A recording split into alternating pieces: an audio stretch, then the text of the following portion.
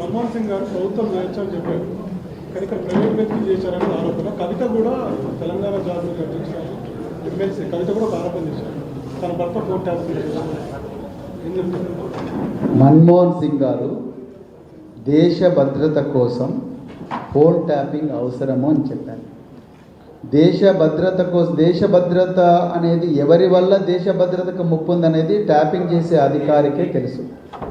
ఆ ట్యాపింగ్ చేసే అధికారి పలానా నెంబరు మానిటరింగ్లో పెట్టినప్పుడు తప్పకుండా దాని పక్కన కారణం రాస్తాడు. ఆ కారణం రాస్తే ఆ కారణం చీఫ్ ఆఫ్ ఇంటెలిజెన్స్, అదేవిధంగా డీజీపీ, ప్రిన్సిపల్ సెక్రటరీ హోమ్ వాళ్ళ ముగ్గురు సాటిస్ఫై, 2 నెలల తర్వాత రివ్యూ కమిటీ సాటిస్ఫై అయితేనే ఆ ఫోన్ ట్యాపింగ్లోకి వస్తుంది.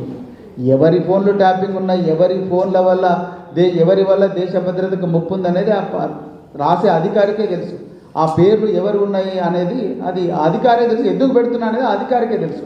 అది పొలిటీషియన్స్తో సంబంధం ఉండదు అని నేను చెప్తున్నాను. మన్మోహన్ సింగ్ గారు కూడా అదే చెప్పింది. దేశ భద్రత కోసం 9,000 ఫోన్లు మేము ట్యాప్ చేసినాం, 500 ఈమెయిల్స్ మేము ప్రతి నెల కూడా మానిటర్ చేస్తున్నాం అంటాం.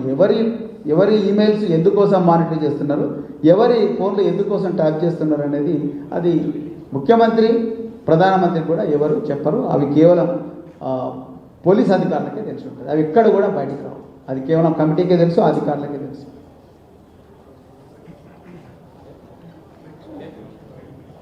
థ్యాంక్ యూ మిత్రులు. లోతైన విచారణ ఆయన మీద జరగాలి. ఆయన మీద 7 కేసులు ఉన్నాయి. ఆంధ్రప్రదేశ్లో 7 కేసులు ట్యాపింగ్ వ్యవహారంలోనే ఆనాడు ఇంటెలిజెన్స్ అధికారుల మీద కేసులు ఉన్నాయి. ఆ కేసులు ఎదుర్కొంటున్న సజ్జనార్ గారు ఇప్పుడు సిట్ చీఫ్ ఎట్లయితారు అంటున్నా నేను. అది పాయింట్. ఏ నైతిక హక్కుతో ఇవాళ 9 పోలీస్ స్టేషన్లో కేసులున్న సజ్జనార్ గారు సిట్ చీఫ్గా ఎట్లా నియమిస్తారు డీజీపీ గారు? ఈనాటి డీజీపీ, ఆనాడు చీఫ్ ఆఫ్ ఇంటెలిజెన్స్, ఆనాడు డిఐజీ, ఎస్ఐబి, ఈరోజు కమిషనర్ ఆఫ్ పోలీసు. వీళ్ళు ఏ విధంగా ట్యాపింగ్ కేసు ఇన్వెస్టిగేట్ చేస్తారు? అసలు ట్యాపింగ్కు పొలిటీషియన్కి సంబంధం లేదని మళ్ళీ చెప్తున్నాను నేను. 350 మంది విట్నెస్లను విచారించిన తర్వాత కూడా దీంట్లో పొలిటీషియన్స్ ఎవరు లేరు. పొలిటీషియన్స్కు యాక్సెస్ ఉండదండి. పోలీస్ డిపార్ట్మెంట్లో ఉండే చాలామంది సీనియర్ ఆఫీసర్లనే ఇంటెలిజెన్స్ గేట్ కూడా దాటినవారు. సగం మందికి ఎస్ఐబి ఆఫీస్ ఎక్కడ ఉంటో తెలియదు, ఇంటెలిజెన్స్లో ఎన్ని ఫ్లోర్లు ఉంటాయో తెలియదు, ఇంటెలిజెన్స్ చీఫ్ ఎక్కడ కూర్చుంటాడో తెలియదు, కౌంటర్ ఇంటెలిజెన్స్ ఎక్కడ కూర్చుంటారో తెలియదు. మేము పోలేదండి.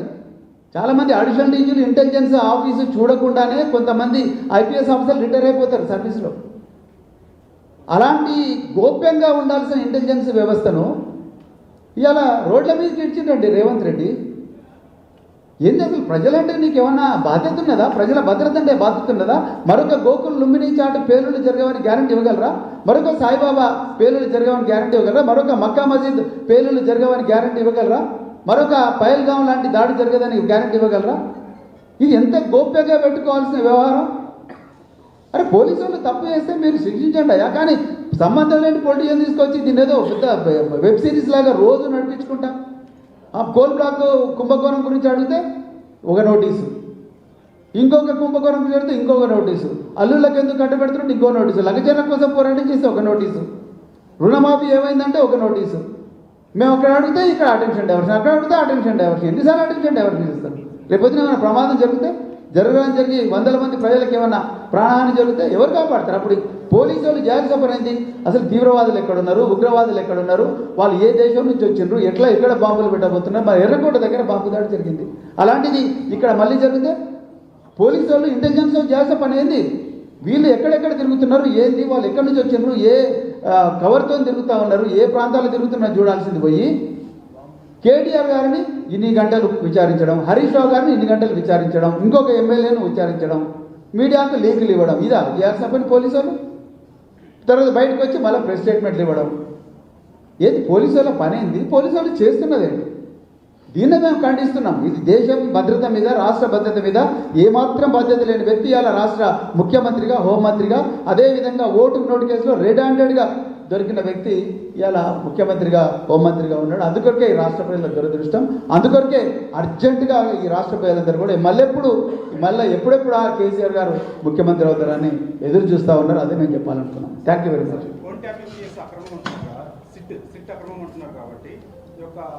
పరంపరగా కొనసాగే అవకాశం ఉంది. బీఆర్ఎస్ పార్టీ నాయకులకి నోటీసులు అంటే ఇప్పుడు ఒకరి తర్వాత ఒకరికి కూడా ఇచ్చే అవకాశం ఉంది. అక్రమంగా ఉంటున్నారు కాబట్టి సిట్ని మరి మీరు ఏమైనా న్యాయస్థానాన్ని ఆశ్రయిస్తారా? తప్పకుండా ఆశ్రయిస్తాం. ఆ నైతిక హక్కు వాళ్ళకి లేదు. తప్పకుండా అంటే మేము నిజానికి బీఆర్ఎస్ పార్టీ నిజంగా పోరాటాల నుంచి పుట్టిన పార్టీ, ఉద్యమ పార్టీ, పోరాటాలు చేసి తెలంగాణ సాధించిన పార్టీ. ఒక్క పిలిపిస్తే లక్షలాది మంది జనం రోడ్ల మీదకి వస్తారు. కానీ కేసీఆర్ గారు మనం ఇప్పటికి కూడా రాజ్యాంగాన్ని నమ్మనం, చట్టాన్ని నమ్ముకుందాం. అదేవిధంగా చట్టంలో ఎన్ని ఆపర్చునిటీస్ ఉంటే రాజ్యాంగబద్ధంగా ఎన్ని ఆపర్చునిటీస్ ఉంటే ఆపర్చునిటీస్ అన్ని వాడుకొని శాంతియుతంగానే ఈ పోరాటం చేద్దామని వారు దిశానిర్దేశం చేసిండ్రు కాబట్టే ఆగినాం. లేకపోతే ఒక్క పిలిపిస్తే లక్షలాది మంది ఈరోజు రోడ్ల మీదకి వచ్చి మరి ఈరోజు పోరాటం చేస్తారు. ఈ అక్రమాల గురించి, లేకపోతే ఈ అటెన్షన్ డైవర్షన్ గురించి, ఈ దృష్టి మరల్చే కుట్రలకు వ్యతిరేకంగా పోరాటం చేస్తారు. కానీ కేసీఆర్ గారు ఇప్పటికి కూడా మమ్మల్ని ఆపి మనం చట్టబద్ధంగానే పోరాడదాం అంటున్నారు కాబట్టి మేము ఆగిన తప్పకుండా న్యాయస్థానాన్ని ఆశ్రయిస్తాం.